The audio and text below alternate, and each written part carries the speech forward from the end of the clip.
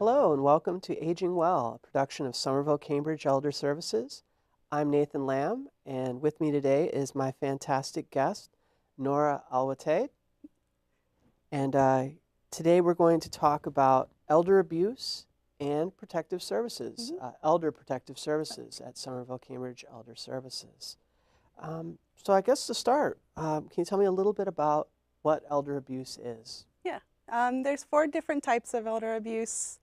One of them is, so there's abuse, self-neglect, neglect, and financial exploitation. Those are the 4 big categories. Physical abuse. Well, there's abuse, there's physical abuse, sexual abuse, and also emotional abuse. So 3 different, different types of abuse. And then the neglect, the financial exploitation, and the self-neglect. Exactly. And that's for people who are over age 60? Yes. And is this a fairly common problem? It is very common. Unfortunately, it's not brought to our attention very frequently. I think as few as 1 in 14 elder abuse cases are brought to the attention of authorities. Is there any reason in particular that so many of them go unreported? Yeah, I think there's a lot of lack of knowledge about what elder abuse is. Many people think of grandma and don't think that anybody would do anything harmful to her, which is kind of understandable, but it's not actually the case. Well, the good news is that you are extremely knowledgeable on this topic, and you're going to share a lot of knowledge with us today on this very topic.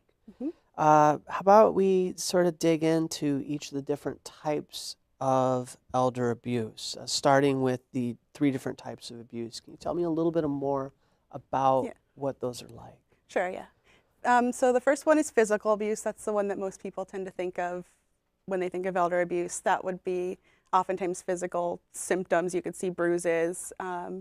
There's also, it includes pushing.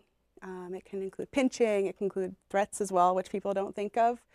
But it's generally considered the intentional infliction of harm on somebody. And that would include the threats to harm Yes, exactly, somebody. yeah. And is that the emotional verbal? Is that slightly different? It is. It's also intentional, so there has to be intent to cause harm.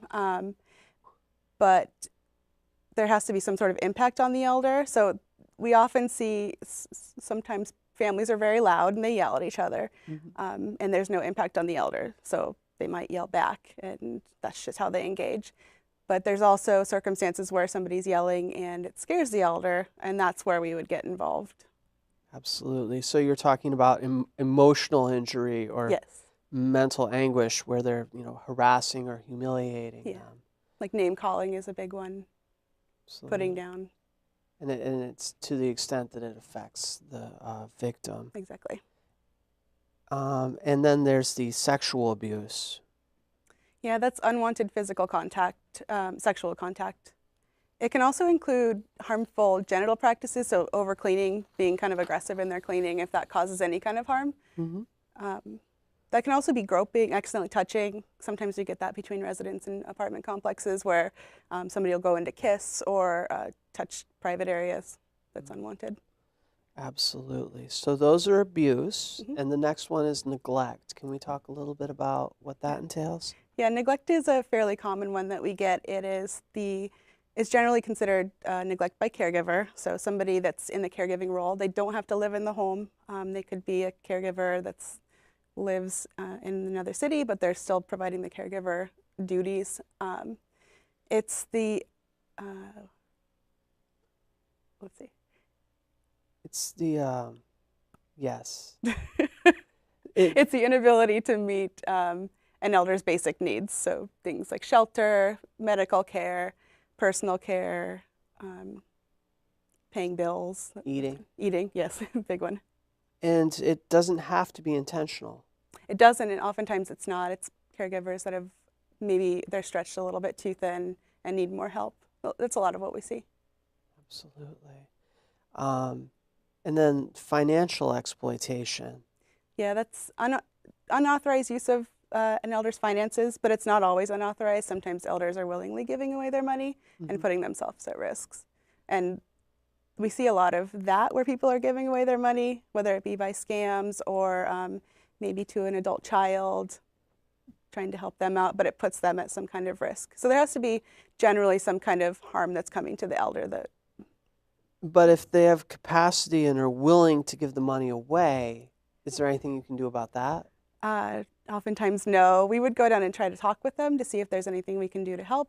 Maybe they need help budgeting or managing their finances. We would try to do that and maybe have a conversation about how they can reduce the harm to themselves. But if they have the ability to make decisions for themselves and are making poor decisions, they do have the right to do that, even if we don't think it's the best decision. And that speaks to some of the instances where elder protective services is different than protective services for young people, which we're going to get to later in the discussion. Yes. Some of the misconceptions that people have about what you guys do.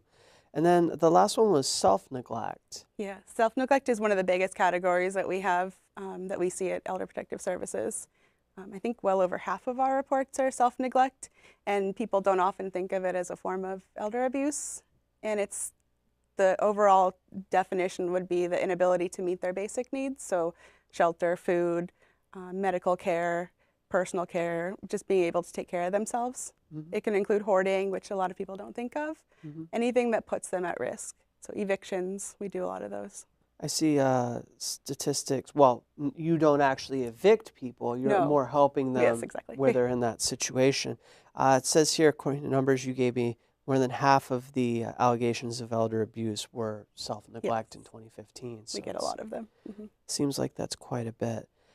Now, it's interesting in that a lot of it doesn't go reported, so I guess sometimes it's incumbent on people who want to help to be able to look for warning signs of people who are being abused. Can you give me some general ideas of what these warning signs look like if you think that there's elder abuse versus something that would not be more likely? Like, what's a common sign you see, and then what's a common misconception sign you see? Okay, so a common sign, maybe an elder that you're familiar with, maybe in your neighborhood, all of a sudden is not able to take care of themselves. They're not showering. Maybe their mobility's changed significantly. They don't remember you anymore. It can be they stop taking care of their yard, and you can see stuff coming out from the inside. Mm-hmm. Not necessarily just taking care of their yard, because that wouldn't be our area, but it might be a sign. Exactly, yeah. It's a change that may indicate that something is amiss. Yeah, definitely look for changes. That's the biggest warning sign you can keep an eye out for, is a significant change in behavior or anything else. And we're always welcoming calls. Absolutely. And I think one of the things that maybe would be a good thing too to sort of differentiate, what are some things that people think that are warning signs but are not? And you have to tell people, I'm very sorry, but that's not actually. We get calls at Protective Services about concerns that something could happen. And unfortunately, the role of Protective Services is such that we generally respond to issues. So it's imminent risk. So if somebody could fall, we understand that that's concerning, but it's not necessarily falling under our category. But if they are starting to look unsteady on their feet, we would see that as a concern. Absolutely. And in our next segment, we'll get to a little bit of how Elder Protective Services gets involved and helps people in these circumstances.